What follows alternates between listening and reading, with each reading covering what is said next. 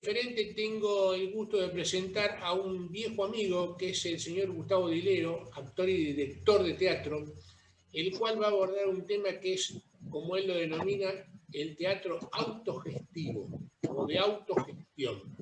Hola Gustavo, ¿cómo te va? ¿Cómo estás, Omar? Muy Un bien, gusto de estar con vos. gracias por recibirme y gracias por darnos este pequeño espacio. Bueno, te cedo la palabra para escuchar todo el tema que tenés, porque vos tenés mucha experiencia en este tema, pero mucha. No, lo más importante es que me reúne un amigo y me llama un amigo como vos y descubro que está desarrollando una vocación interesantísima que es la de la comunicación. Sí, Siempre fuiste una persona abierta a la comunicación gracias. y compartimos el inicio de los tribunales de Lomas, Sí, señor. donde yo era un modesto oficial quinto, creo, o algo así, y recorría los juzgados ganándome el mango y compartiendo el trabajo con la escuela de teatro que estaba terminando para esos años Sí, sí. Recuerdo y que perfecto. pude terminar. Era un jovencito de 20 y pico de años, 20 para ser preciso, y, y vos eras un estudiante de Derecho, y yo era la mosca blanca, porque era el único que no estudiaba Derecho de todos los que laburaban en tribunales. Exactamente. Por una cuestión familiar, mi viejo trabajó siempre en el Poder Judicial y bueno, enganché como laburo eso. Para él hubiera sido bárbaro que yo hubiera sido abogado, pero bueno, me definí por otra cosa, ¿no? Está bien, está bien. Y siempre recuerdo que jorobaba y buscaba lugares porque desde siempre me interesó la gestión. Yo me di cuenta que yo quería ser director de teatro, básicamente, y obviamente no había escuela de dirección cuando yo empecé, no había escuela de dirección. Y la dirección venía por añadidura de la experiencia de actor. O sea, la mayoría de los actores con trayectoria se dedicaban en un momento dado a la dirección. Pero la dirección, concebida como una tarea específica, era una cosa que todavía no estaba del todo clara. Es más, cuando yo fui a anotarme a la Escuela Nacional de Arte Dramático, dije, quiero ser director. Y me dijeron, no, primero tenés que ser actor. En el transcurso de la carrera se crea un taller de dirección dirigido por Roberto Villanueva, que cambia totalmente la óptica. Aleso y Fernández lo proponen como uno de los maestros a él y a otro, el otro era, bueno, no me va a salir ahora el nombre, pero Gandolfo, y tenían dos maneras de ver el teatro diferente. Gandolfo tomaba como centro al actor y Roberto tomaba como centro al trabajo de creación del director como un trabajo de composición dramática. Y eso empezó a marcar una nueva época. Estoy hablándote del año 73, 74, en la dirección, porque fue un concepto nuevo, en donde no hacía falta ser actor para ser director, sino era una tarea diferente. Es un poco parecido a lo que pasa con la música. El director de orquesta no siempre es un instrumentista, es un director.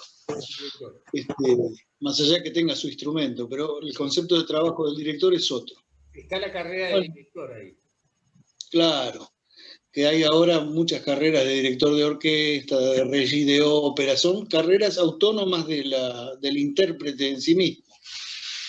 El buen director de teatro desaparece cuando vos vas al teatro, vos lo que ves es el actor, Sí. que es lo importante, el vínculo entre el actor y el espectador. La tarea del director, si se ve, es porque lo hizo mal, porque se ven los piolines, no se tienen que ver los piolines. Uno tiene que montar todo un andamiaje en donde el actor desarrolle su trabajo sin ser notable. Es lo mismo que cuando uno dice qué linda obra, qué buen texto. Si el texto es muy bueno y uno prevalece el texto, quiere decir que la interpretación no ha sido del todo buena, porque uno tiene que pensar que al final esos tipos que nos están contando una historia la escribieron ellos mismos, ¿no? Se funden con la historia. Cuando aparece muy presente el autor, es porque el actor no está laburando del todo bien y el director tampoco. Es decir, lo que más importa en el teatro es el actor y el espectador. Entonces, esta pequeña digresión que te hago tiene que ver con mi decisión. Cuando yo decido hacer teatro y como director, tenía un camino muy largo por delante, porque tenía que hacerme de un currículum para que algún productor se dignara a bancarme algún proyecto. Y eso iba a demorar mucho tiempo. Y viste que cuando uno es joven quiere hacer las cosas de inmediato. Entonces empecé a concebir una forma, que fue autogestionarme. Entonces me fui autogestionando, convocando amigos que los hacía actores que no eran actores, que querían hacer teatro en todo caso por una cuestión de vocación, y yo los metí en el escenario. Algunos los metí en el escenario de forma definitiva, ¿no? Porque después optaron por la carrera. Pero experimentaba con ellos y les pedía la colaboración actuando, y generábamos espectáculos, haciendo la producción nosotros mismos, consiguiendo el lugar, generando la escenografía, el lugar de ensayo, invitando a la gente, convocando a la gente. Y seguramente recordarás que vos inclusive me presentaste gente. Gracias a vos lo conocí a José Antonio Romero, que me llevó a una sociedad de fomento y pude hacer la obra ahí. Sí, bueno, tenés razón, ahora me haces acordar. Sí. Sí, siempre, viste, yo siempre eché mano a lo que tenía cerca, porque entiendo que también la solidaridad es un buen motor colectivo, ¿no? Sí. Es decir, y yo tenía ramificaciones y conexiones. Claro, y yo tenía como premisa generar mi propio camino y hacer convertir en una cosa profesional el teatro. Y siempre pensé que era bueno empezar desde la base, empezar desde el barrio. Yo le llamé en ese entonces, muy apulosamente, el camino de Gardel, porque Gardel empezó cantando en todos los barrios. Entonces, barrio donde vos vayas y pueblo donde vos vayas, siempre hay alguien que te dice: acá cantó Gardel, ¿no?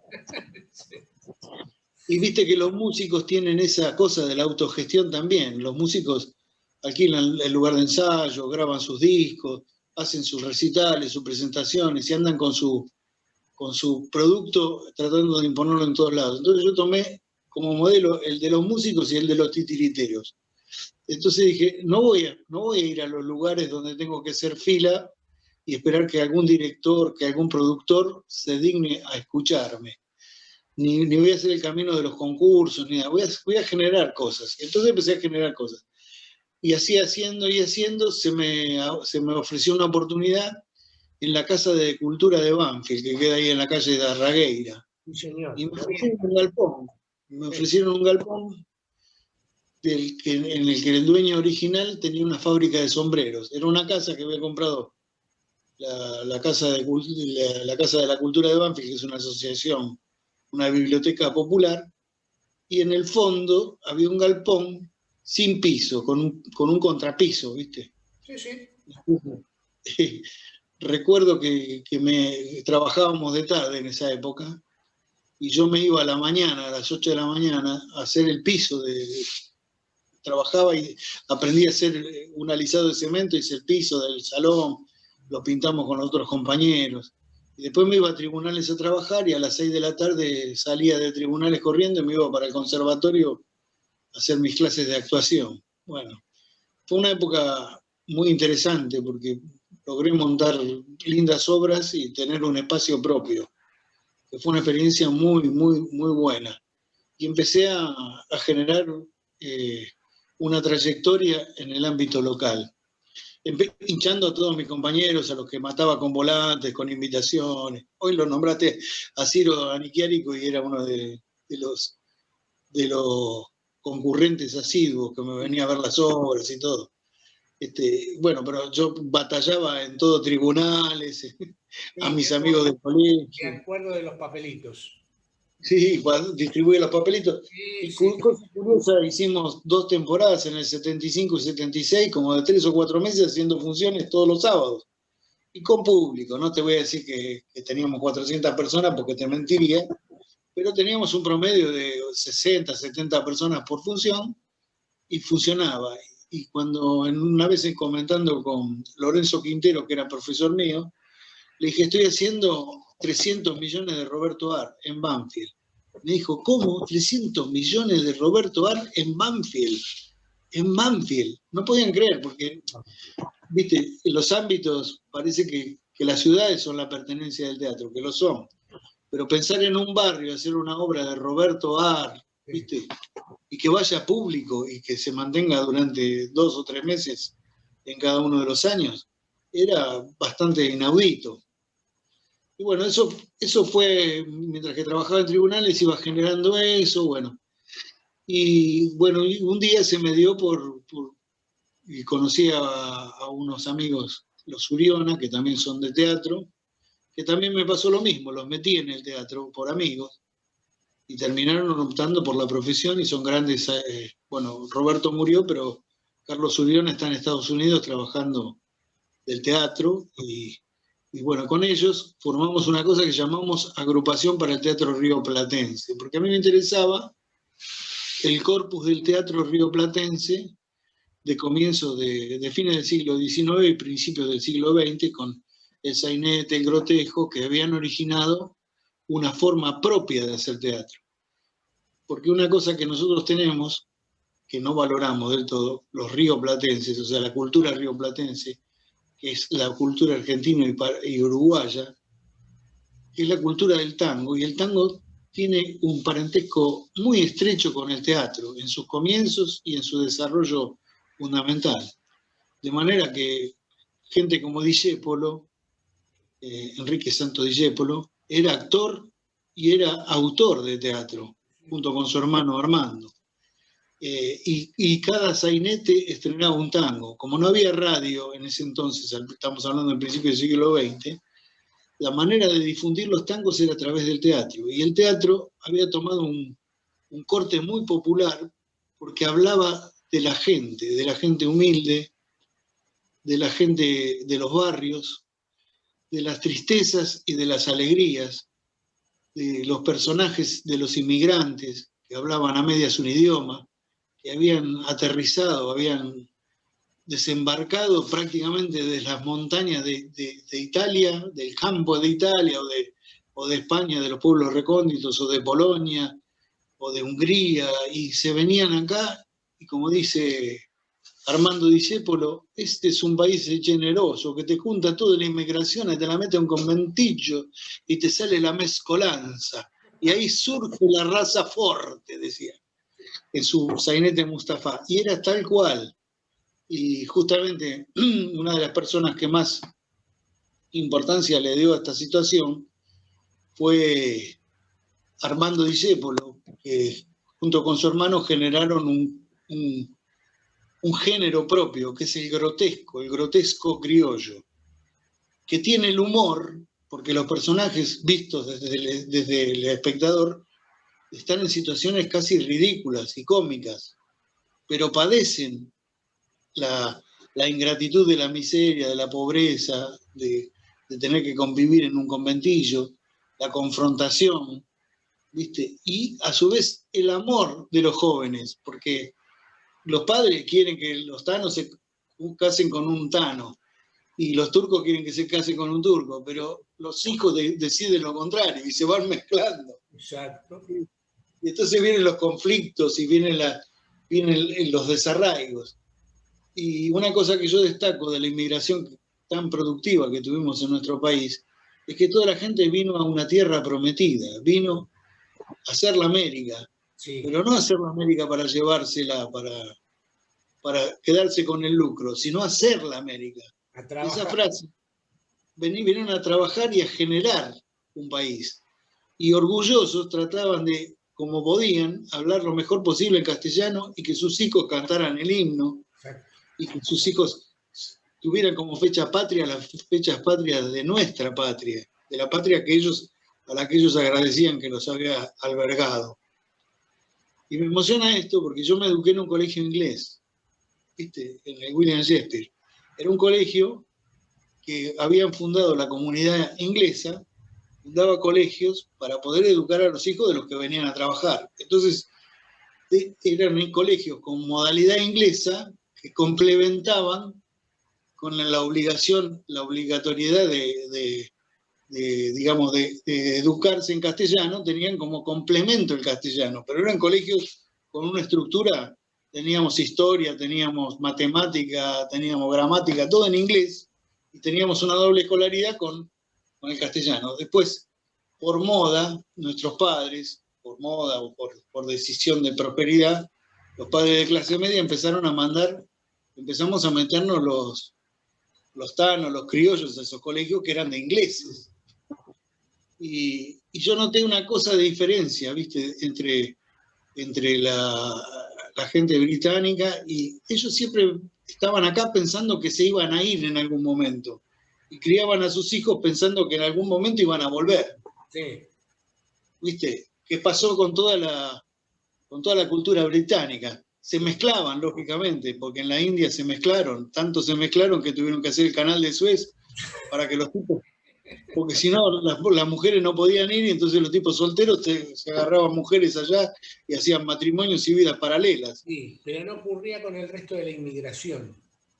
Claro, no tenían un criterio de integrarse. Exacto. En cambio, los italianos, los polacos, los españoles, todos trataban de ser criollos. El Cocoliche, que es un personaje muy simpático, deriva de un actor que se llamaba Cocolicchio, que lo incorporó Podestá a la compañía porque era muy gracioso. Él quería ser un gaucho. Yo soy un gaucho pendenciero, decía, ¿viste? Y hablaba el italiano, le salía el italiano.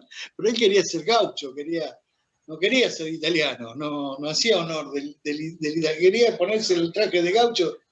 Y hay también otro grotesco que es muy interesante, que los disfrazados, que aparece una comparsa de italianos que dice "Hijo de la madre tierra", y están todos vestidos de gauchos, como comparsa en carnaval. Bueno, todas esas cosas que estoy diciendo, que a veces por ahí parece que me voy por las ramas, tienen que ver con todo un concepto de qué teatro me interesa. Nosotros tuvimos históricamente varias invasiones. Y bueno, tuvimos una invasión de posguerra que fue la que un poco costó ayornar al tango y quedó en un relegado el tango por la música de las películas. El cine norteamericano no fue casual, un cine de mucha invasión. No está mal, porque ellos querían vender su producto, su modo de vida, pero se fue relegando toda la cultura nacional. Entonces empezamos a incorporar artificialmente modismos y modas que después dimos vuelta, pero que al principio relegaron esa cultura. Entonces empezó el teatro a quedar cada vez más marginal, más marginado, y no siguió creciendo, pero tuvo grandes productos, muy grandes productos, a pesar de todo. A pesar de todo hay gente como De Checo, o como Marechal, que escribieron, transformaron obras clásicas griegas como Electra y Antígona, y las convirtieron al ambiente de nuestra pampa, al ambiente de nuestra ciudad. El Reñidero, por ejemplo, que es Electra y Orestes, que es una tragedia, De Checo la transforma en un lugar, en la vida de un puntero de Palermo, un guapo de Palermo, de los que los conservadores usaban para ganar las elecciones, que en ese momento eran cantadas, así que el tipo iba a votar y dice, ya votó, y le devolvían la libreta firmada. De Avellaneda, sí. Claro, y bueno, el Pancho Morales, que es que viene a ser el creón de Electra, y su hija Elena, tienen como una relación de amor muy profundo, y el tipo muere, y bueno, y viene toda esa transformación, el tipo transforma toda la tragedia en la vida marginal de Palermo del 900. Y hoy, Palermo Y hoy, perdóname que te corte aquí, ¿y hoy ves gente que esté en esa tesitura? En esa tesitura, ¿En ese camino? somos pocos, pero Hay. hay. Y ¿sabes qué pasa? Que en la medida que no se fomenta, también la realidad cambió y mucho. Sí. Hasta la Revolución Libertadora, los elencos tenían, como te decía fuera de micrófono, tenían el auspicio de pagar mitad de pasaje para hacer gira. Entonces, sí, todos los elencos hacían gira. Los más importantes y los menos conocidos. Sí. La radio tenía el radioteatro, que era un gran difusor del teatro. Porque la persona escuchaba el radioteatro todas las tardes o todos los mediodías, y en cada secuencia del radioteatro decían, esta noche vamos a estar en el, sí, por ejemplo, en el Maipú de Banfield. Sí. Te lo iba a nombrar. Y al otro día hacían el programa y te decían, y esta noche vamos a estar en el Coliseo de Lomas. Y vos decías, ¿cómo? Estuvieron ayer en Banfield y hoy vienen a Lomas. Y tenían público en los dos lugares, porque la gente consideraba su teatro como su templo, como su iglesia. Entonces los cine teatro se llenaban de compañías que hacían gira, porque la gente por ahí le costaba viajar, porque tenía que viajar en tren, en tranvía, vivía en barrios lejos. ¿Cómo llegaba al centro? Iba al centro una vez o dos por año a ver una obra de teatro, sí, pero tenía el teatro en la esquina de su casa. Sí, entonces viene del centro para acá. Claro, ahora se está reeditando esa situación con las compañías que están en gira. Sí. Y descubrimos que a la gente le gusta, aunque tenga medios, aunque tenga un coche, le gusta ver teatro en su propio barrio. Sí. En su propio... Sí. Vos sabés, porque somos de Banfield, cómo funciona el Teatro Maipú de Banfield. Sí, bueno, Maipú permanentemente tiene actividad autogestionada, supongo yo, porque viene gente que uno no conoce. No, es una empresa no sé quién unipersonal, es un dueño que alquila a la sociedad italiana de Banfield el local y generan el teatro ellos. Tienen a su vez una compañía. Sí. Bueno, pero el problema más grave fue que los grandes títulos y los grandes elencos, que también había una ley que impedía a los productores tener menos de 9 personas en el escenario. Sí. O sea, ninguna obra podía hacerse con menos de 9 actores, lo que garantizaba una fuente de trabajo. Claro, lógico. Cuando esa ley se suprime, cuando la televisión entra con fuerza, es como que empieza a decaer el teatro, decaer el interés por el teatro. Y empieza a desarrollarse un teatro nuevo, que es el que yo llamo teatro de living, ¿viste? Todo transcurre en un ambiente cerrado, sí, de clase media, sí, con la problemática existencial de la clase media intelectualizada de ahora. Ese es el teatro. Sí, problema para las escenografías, para los que trabajan en la escenografía. Claro, eso acotó mucho el trabajo, porque dos personas, por ejemplo, ahora está, ¿cómo se llama? Soledad Silveira y... Sí, y Verónica Ginás, que están haciendo un espectáculo que es formidable y está bien, o está, ¿cómo se llama? Beto Brandoni haciendo el acompañamiento, y son dos. Es decir, porque resulta antieconómico pensar en una obra de muchas personas, sí, entonces, de muchos actores. Pero el público, y yo, obstinado como soy, me obstiné en ese repertorio y hago el Conventillo de la Paloma y, por ejemplo, son 15 personas en escena. Y no da la economía para 15 personas, pero los compañeros entienden que es también una cuestión de militancia y lo hacemos. Y cuando conseguimos que nos contraten las municipalidades y eso, tenemos éxito porque vamos a los barrios y la gente agradece. A mí en el Teatro Municipal de Lomas me han llegado a decir, esto es lo que tienen que traer acá, estas son las... Pero no lo digo por mi persona. No, por la actividad. El repertorio que transito, porque una obra como te decía, como... Antígona Vélez, son casi 15, 20 personas en escena. Entonces, ¿quién la va a hacer? Nadie la hace. Pero es una obra interesante de hacer. una obra como El Conventillo de la Paloma, como Jettatore, como los clásicos argentinos, son interesantes de hacer, pero ¿quién puede solventar un elenco de 10, 15 personas? ¿Y tenés Más los alguna técnicos. actividad en vista ahora?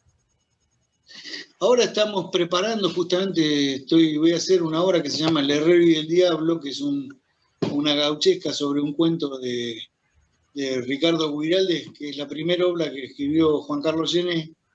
La vamos a hacer en el Cine Teatro de Wilde, que es un teatro municipal que tiene la Municipalidad de Avellaneda, que tiene un gran trabajo en cultura y nos contrata y demás. ¿Viste? Las municipalidades contratan, algunas mejor y otras peor, pero contratan.